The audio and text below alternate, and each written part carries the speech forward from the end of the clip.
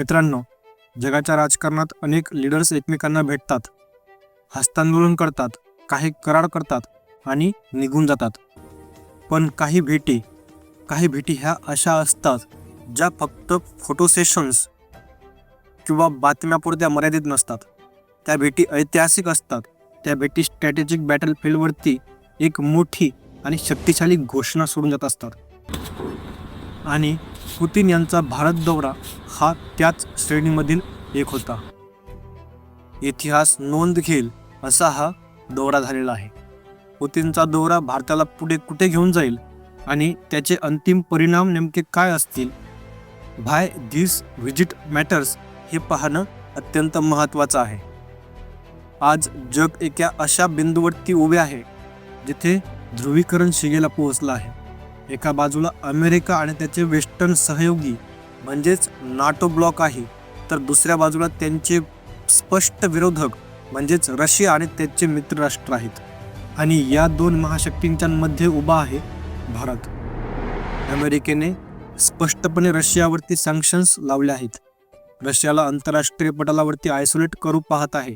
हाच तो वेळ आहे जिथे प्रत्येक देशाला एक बाजू निवडण्यासाठी दबाव टाकला जातो. अशा परिस्थितीमध्ये व्लादिमीर पुतीन यांचा भारत दौरा म्हणजे फक्त एक राजकीय भेट नाही.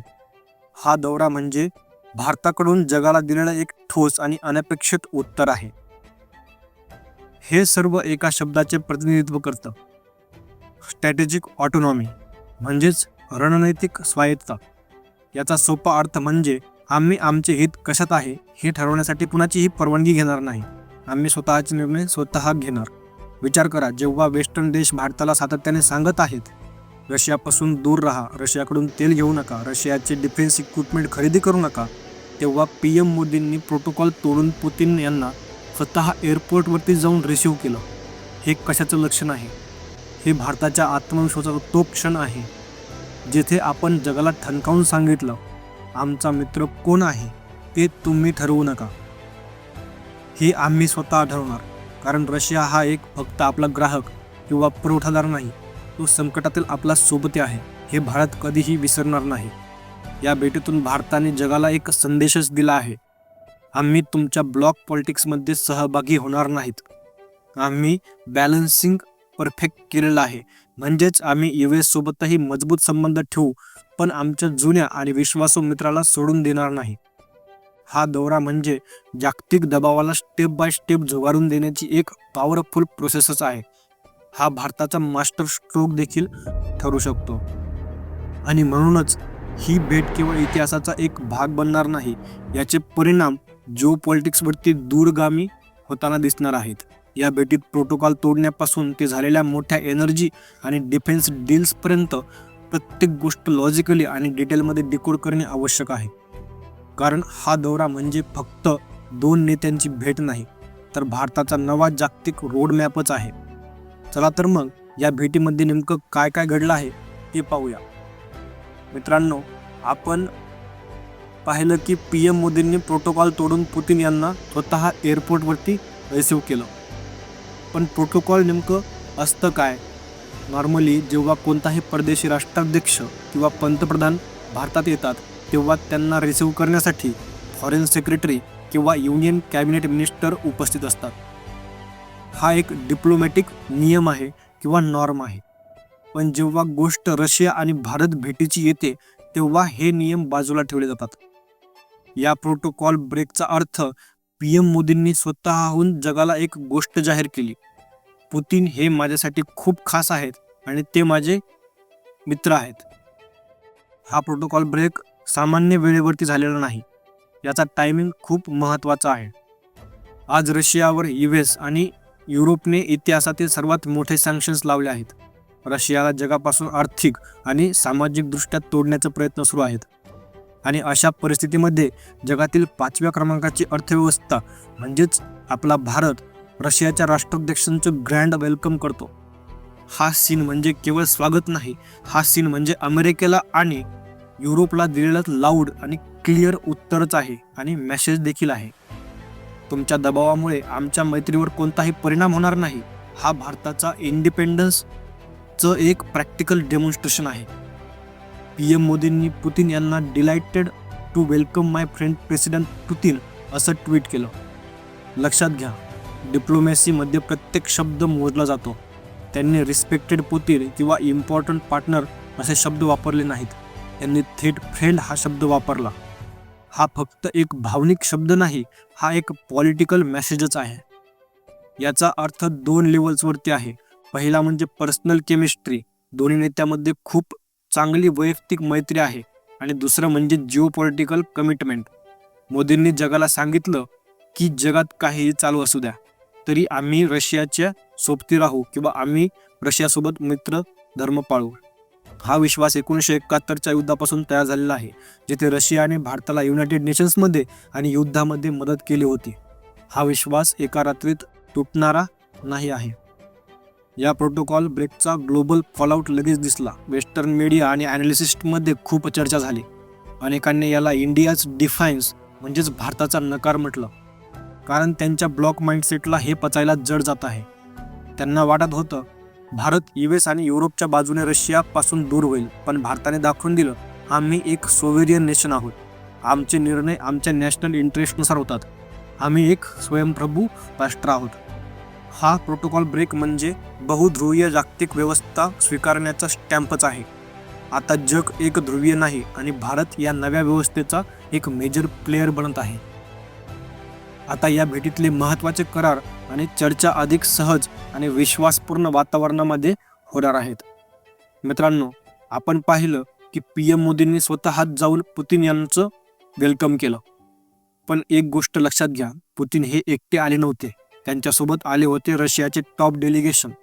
यामध्ये मग रशियाचे संरक्षण मंत्री, फॉरेन मिनिस्टर, कॉमर्स मिनिस्टर्स आणि रशिया इंडिया बिझनेस फोरमचे प्रमुख उद्योजक.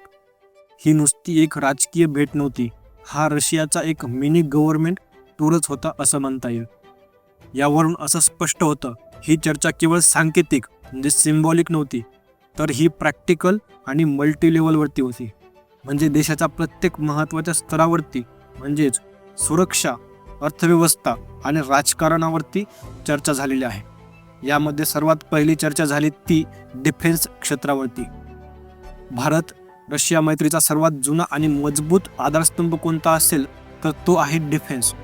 आज भारताच्या आर्मी, नेव्ही आणि एअरफोर्समध्ये असलेले बहुतांश इक्विपमेंट, मिसाईल्स आणि एअरक्राफ्ट्स मेक इन रशिया आहेत. या भेटीत याच लाईफलाईनवरती चर्चा झाली. मुख्य फोकस होता S-400 मिसाईल्स यांची डिलिव्हरी, त्यानंतर इक्विपमेंट्स किंवा पार्ट्सचा पुरवठा विनाविलंब सुरू ठेवणे, नवीन तंत्रज्ञान हस्तांतरित करणे. दुसरी सर्वात महत्त्वाची चर्चा झाली ती आहे एनर्जी कॉर्पोरेशन. आज रशिया भारताला सवलतीच्या दरात म्हणजेच डिस्काउंटेड रेटमध्ये मोठ्या प्रमाणात क्रूड ऑइल, कच्चे तेल पुरवठा करतो, ज्यामुळे भारतामध्ये इन्फ्लेशन म्हणजेच महागाई आणि एनर्जी कॉस्ट नियंत्रणामध्ये राहते. रुपया आणि रुबल व्यापार वाढवणे यावर देखील चर्चा झालेली आहे. डॉलरला बायपास करून दोन्ही देशांच्या स्थानिक चलनामध्ये व्यापार कसा वाढवायचा जेणेकरून सँक्शनचा धोका कमी होईल याच्यावर देखील चर्चा झालेली आहे. आपण रशियाकडून प्रचंड खरेदी करतो, पण रशिया आपल्याकडून पुरेसं खरेदी करत नाही. हा एकतर्फीच व्यवहार आहे. वाणिज्य मंत्र्यांनी स्पष्टपणे रशियाला आग्रह केला की तुमच्या इकॉनॉमीसाठी लागणाऱ्या वस्तू भारतातून खरेदी करा. आपल्याला संतुलित व्यापार हवा आहे. या मागणीतून असं स्पष्ट होतं की भारत आता मागणी करणारा नाही तर अटी ठेवणारा देखील झालेला आहे. जुनी मैत्री आहे म्हणून आम्ही वन वे स्ट्रीट ठेवणार नाही, तर म्युच्युअल प्रॉस्पेरिटी म्हणजेच परस्पर समृद्धी अपेक्षित आहे असं त्या ठिकाणी सांगितलं. मित्रांनो, आता या संपूर्ण पुतीन भेटीचे ॲनालिसिस एका वाक्यात सांगायचे झाल्यास हा दौरा म्हणजे भारताने जागतिक दबावाला दिलेला स्पष्ट नकार आहे. जगाला वाटलं होतं अमेरिकेच्या सँक्शन्सच्या छायेखाली भारत हळूहळू रशियापासून दूर जाईल, पण PM मोदी आणि पुतीन यांच्या भेटीने एक गोष्ट सिद्ध केली. भारत कोणत्याही एका ब्लॉकच्या नियमावरती चालणार नाही. पूर्वी भारताला जागतिक राजकारणामध्ये बॅलन्सर म्हणून पाहिलं जात होतं, म्हणजे दोन्ही बाजूला सांभाळून घेणारा. पण हा टोन आता बदललेला आहे. या भेटीनंतर भारत फक्त बॅलन्सर राहिला नाही, तर तो स्वतः एक शक्तीचं केंद्र बनलेला आहे.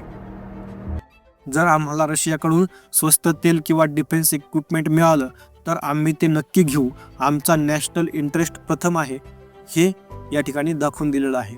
यामुळे वेस्टर्न ॲनालिसिस्टमध्ये जी चिडचिड वाढली आहे ती भारताच्या धोरणाची यशस्वीता दाखवते.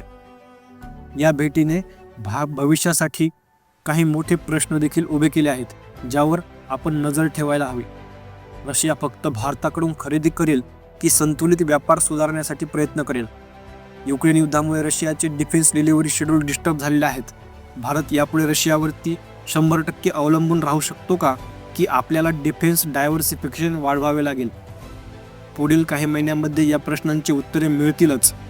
पण सध्या रशियावरील विश्वास आणि US सोबतची स्ट्रॅटेजिक गरज या दोन्हीमध्ये भारताची सावधगिरी कायम राहील. मित्रांनो, पुतिन यांचा भारत दौरा हे फायनल स्टेटमेंट देऊन गेला.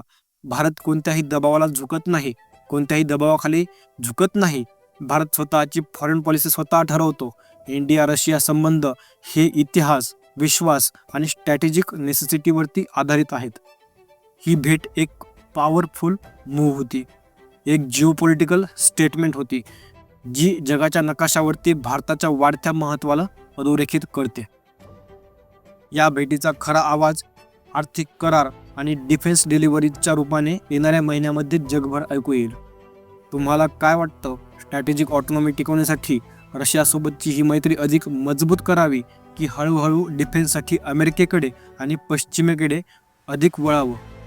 तुमचे ॲनालिसिस आणि विचार कमेंट्समध्ये नक्की सांगा. जय हिंद, जय महाराष्ट्र.